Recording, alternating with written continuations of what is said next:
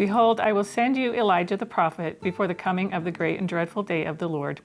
And he shall turn the heart of the fathers to the children, and the heart of the children to their fathers. Our hearts were turned to our fathers, especially during this time. We were trying to discover names to add to the family tree for my husband's mother's line. She was a convert from Brazil, and her parents immigrated from Spain. And so there wasn't a lot of family history available at that time. We felt that this was a good time for us to travel to Spain and to try to search out some ancestors. We were going to do what the Lord commanded. We knew that He would provide a way. We also went not knowing beforehand the things that we should do. We had 12 names listed on a pedigree chart, which may or may not have been correct, 3 places listed, and 12 dates, which may or may not have been correct. So we didn't have a definitive record of any kind. We left the country and landed in Spain, and we knew we were going to be going into some remote areas. We had the one place that we were going to start.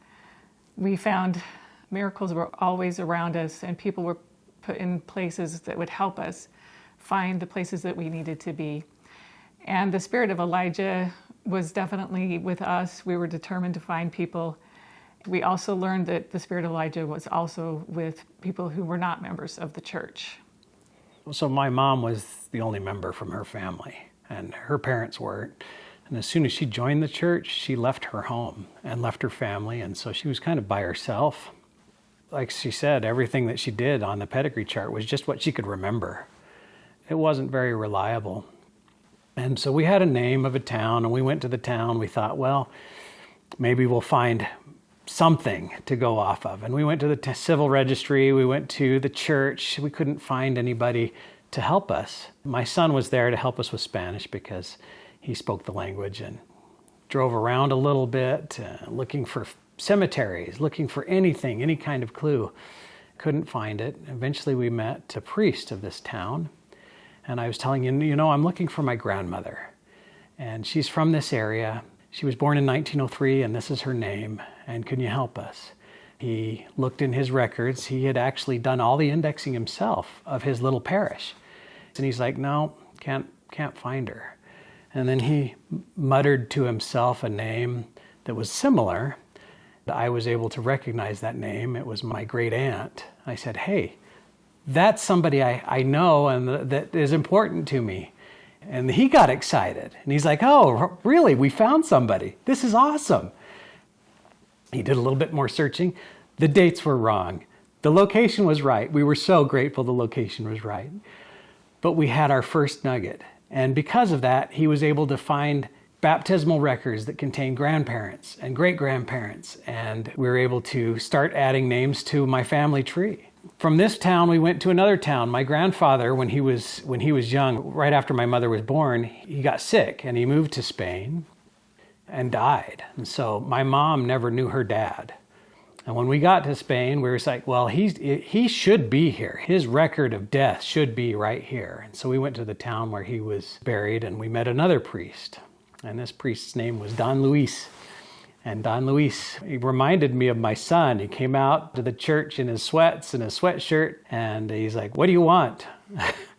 And we said, we're looking for our ancestors. Can you help us?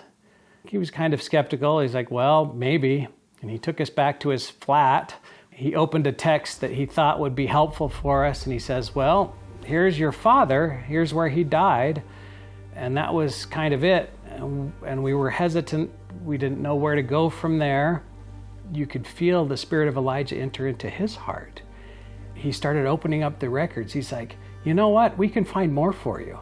And he started opening up the books and finding other names of relatives. And he spent the day with us.